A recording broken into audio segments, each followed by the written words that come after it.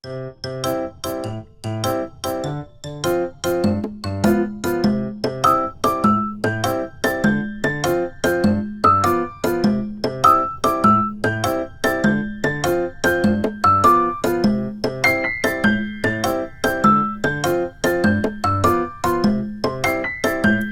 antropólogos sempre nos mostraram a importância da alimentação nas práticas culturais de uma sociedade.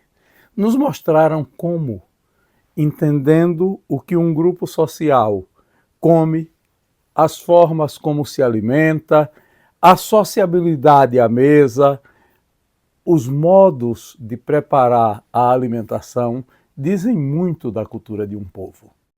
Neste vídeo, o gestor público, ex-deputado estadual, advogado Venâncio Fonseca, nos conta dos hábitos da sua família, uma família sergipana típica que vivia na cidade de Buquim na metade do século XX. Nos mostra como se reuniam em volta da mesa em sua casa. O que comiam no café da manhã, o que comiam no almoço, o que comiam no jantar, e a gente percebe que efetivamente a comida diz muito da cultura de um povo. É diversificada. Tinha a parte de criação de gado, tinha a plantação de laranja, tinha a plantação de fumo, naquela época plantava muito no Buquim.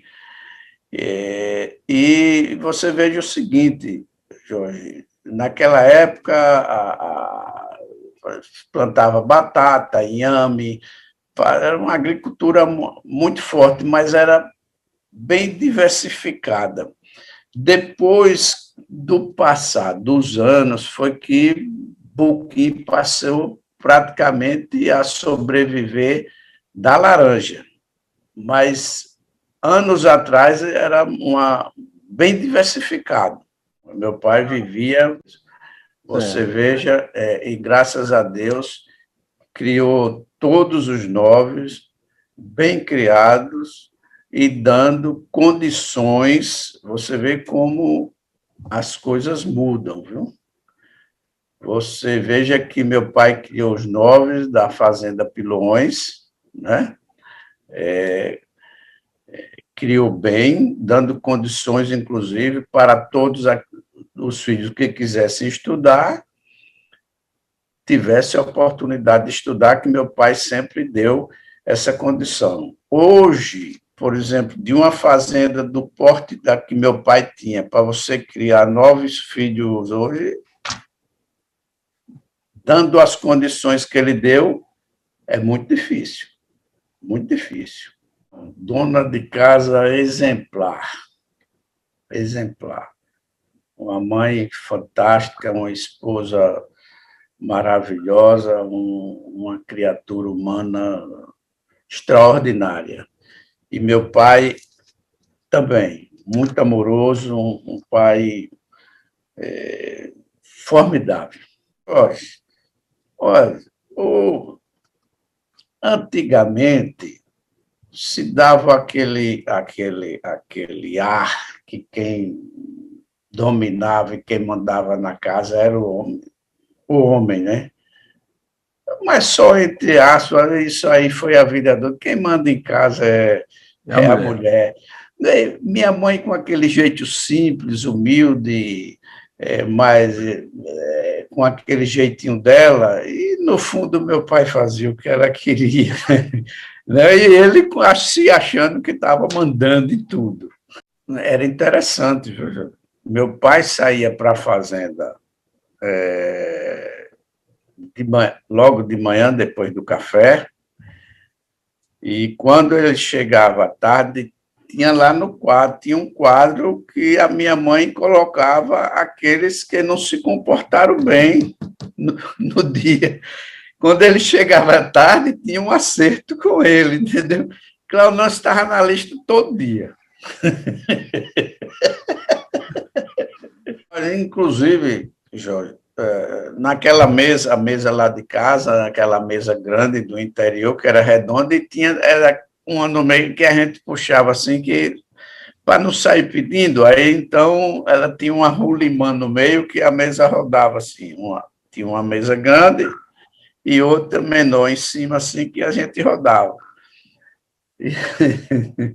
Mas era maravilhoso, eu sempre cedinho, era cedo, meu pai ia para a fazenda cedo, né? Pouco da manhã, 6 horas já estava tomando café, uns para ir para a escola cedo, e aquela época é diferente de hoje, né, Jorge? Hoje uma criança vai para a escola com 2 anos, antes até de 2 anos de idade. Naquela época a gente ia para a escola com 7 anos, dentro de casa o dia todo. Tinha uma parte que os mais novos sempre dormia mais um pouquinho. Não só o café, e quando ele estava em casa, almoçávamos tudo junto. Jorge, era um exemplo de união. Graças a Deus, sempre fomos muitos unidos, muitos. A comida tradicional do interior sempre tinha uma macaxeira ou um inhame, ovos e carne de manhã, sempre um bifezinho, banana, enfim, essa comida tradicional do interior, e farta, viu? Farta. Mesa, graças a Deus, muito farta. Meu pai era que ia fazer a feira todo sábado, ele mesmo fazia questão de fazer a feira. Comida também tradicional, sempre do interior, uma carne frita ou um bife, galinha de capoeira sempre nos finais de semana. Um pernil de carneiro, de porco, sim, enfim, essa comida mesmo do interior. Sendo que bem farta, viu, Jorge? Geralmente, hoje, você vê os cafés, fruta, ou um prato só, até meio-dia. Não, lá era variedade total e muita. Noite também, o tradicional, também pela manhã e à noite também, o tradicional, o que a gente chama o teimosinho, pois aí retornava uma macaxeira, um inhame, ovos, enfim, uma sopa de feijão, uma canja. Naquela época, Jorge, dormia mais cedo, né? Sempre depois do café, 8 e pouco, estava já todo mundo se recolhendo para dormir.